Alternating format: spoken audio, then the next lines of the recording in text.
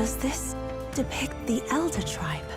Elder comes from an ancient word, meaning only the old ones.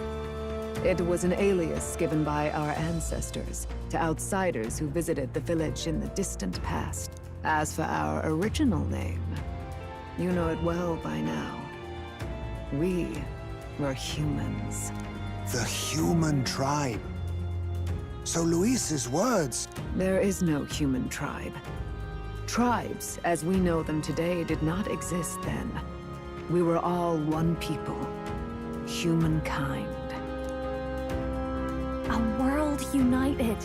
But wait. The ruins on Virga Island. There's nothing left of the civilization today. Was it destroyed? Why? How? A war. One that all but destroyed the world past. But its destruction was born of the discovery of Magla. Or as you call it today, magic. Do you wonder what they battled over? Without the divided tribes, what could they have disagreed on? They were racked by division. Over the abstract, undefinable idea of rightness. They tried to destroy something invisible, and destroyed only themselves. And any idea of absolute rightness is born of fear. That fear flooded the world, and gave way to war. And their age of prosperity came to be called the world before. The people we now call tribes were either born of artificial division for the sake of the war effort, or natural adaptation to survive the hellscape after.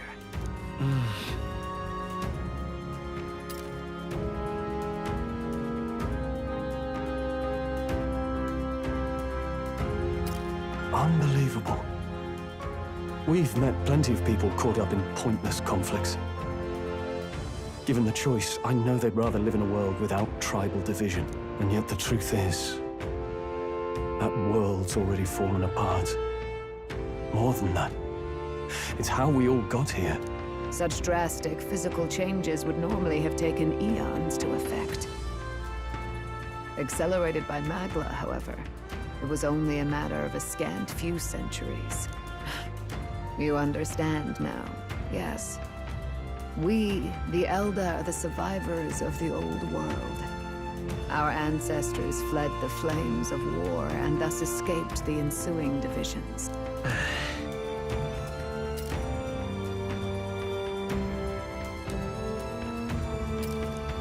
It beggars belief. It is nothing short of astounding. But then, why do we know these monsters as humans? By the war's end, both sides were consumed by fear. Their magical assaults escalated with each retaliation, until it was beyond all control. Our world became a hell. Rampant Magla distorts the body and mind. By now, I'm sure you know that better than you ever wished to. Humans are what remains of that branch of humankind that succumbed to melancholia. Broken, horrifying testaments to their own mistakes in the war of magic. Some persist, breed, and multiply as any beast does. Others live centuries of agony before their lives burn out. Even we do not know the full scope of their nature. Regardless, when the 8 tribes settled in this land, our claim to the human legacy was forgotten. To the people, the name only meant slavering, insane monsters. Therefore, we took on an alias instead. The same one by which we are known today. The Elder. So, the old world couldn't control its magic, and... wait. How does the Sanctus Church fit in? All this revisionist history to spread their magic igniters. Indeed, what are magic igniters to you? Tools for the Church to shackle the people, perhaps? Or weapons that hide magic's true potential? Am I close to the mark? In truth, it's the opposite. Igniters are tools made to limit magic, Restraints made in self-discipline, meant to avert a repeat of history's destructive mistakes. The Sanctus Church of today is muddied by greed, but its faith was born of good intentions. They once urged self-control, and thus control of one's personal magic. At times, they preached we must close our eyes to the truth when it would only lead us to ruin. By this benign tenet, history was obscured, and the Elder denounced. I had no idea. There's a grim irony in that. His Majesty only hid his son's ancestry to protect him. Yet in the end, that meant Forden could attack the village under any pretext he liked, his motives concealed. With all that said, you have now reclaimed your true form. The friends that stand with you are of different tribes and ideologies, but of one mind. As you are now, you may walk the path of the rightful king. The path of a modern world, where the tribes walk as individuals, yet with mutual respect and cooperation. The sovereign's power, thou king to be, entrusted with the will of the people. To bear their hopes is to be their rock in the storm, and to face anxiety in their names.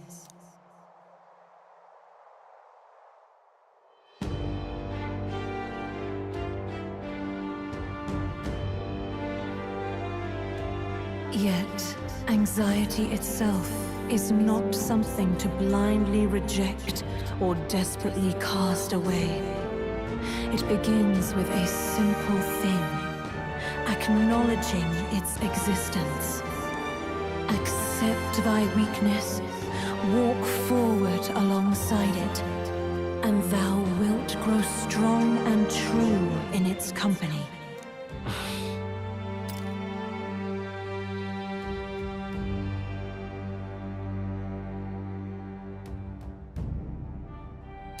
And besides,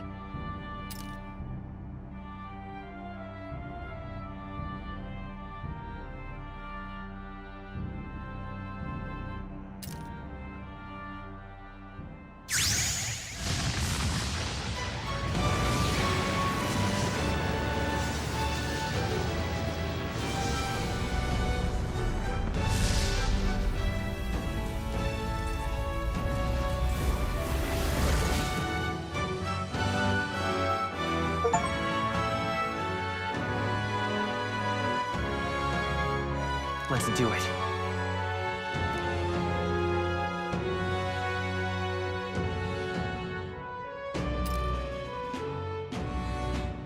Let's fight. That's it. I've made up my mind. I'm with you to the end, no matter what. Where's this coming from? Before we got there, this guiding voice thing told me my duties were over. But what am I gonna do? Just go, okay, bye? Especially after we've come this far together? No. I'm going to face Luis with you, even if it is scary. Even you've got to cope with anxiety, eh? I've realized something in our travels. Anxiety can lead people astray. But overcoming it makes a person stronger. There's always anxiety in the unknown. I know what it's like to be afraid of something I don't understand. That's why I think it's my duty to help people face and connect with their anxiety. Is that okay? From now on, it's not about orders. I'm with you, because I want to be.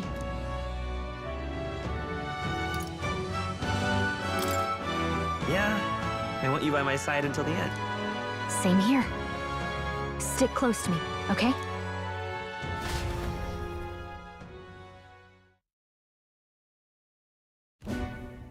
Well, we're past the worst of it. But the problem remains. Luis's dark magic. We've seen it turn the boy into a monster. And no doubt he can do it again. A forbidden spell, turning sane mortals into the fearsome human monsters. In other words, a destabilizing magic, turning a person's magla into a snarl beyond control. This man named Luis. He may have his own past in this ancient sanctum. Luis has been here? What do you know of him? What do you wish to know?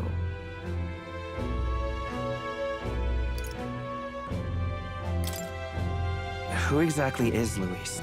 Every time I heard of his doings in the wider world, I felt more and more sure that Luis is from this village. His knowledge of humans, his skills in magic, his grasp of darker arts, they're all beyond a mere soldier to begin with, however prodigious. As it happens, a name does occur. Among those old families who perished in the fire, there was one by the name of Caradrius, a family of doctors, I believe. In an effort to better heal the ills of the people, they had studied spells much like the ones he now exploits. The details are long since lost to the fire. But if Luis bears our legacy, that may be the reason for his vast knowledge.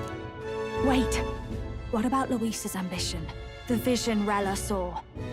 Do you think he actually wants to turn everyone in the kingdom into humans? There is no known magic strong enough to turn many people at once, and none that can be cast quickly. Even if it was possible, I don't know what it would accomplish. But this is Luis we're talking about. Who knows what he's thinking? What do you wish to know? What is this forbidden spell? The essence of magic is in the control of Magla. However, just as its chaos may be calmed, it can also be deliberately pushed out of control. That was what you saw.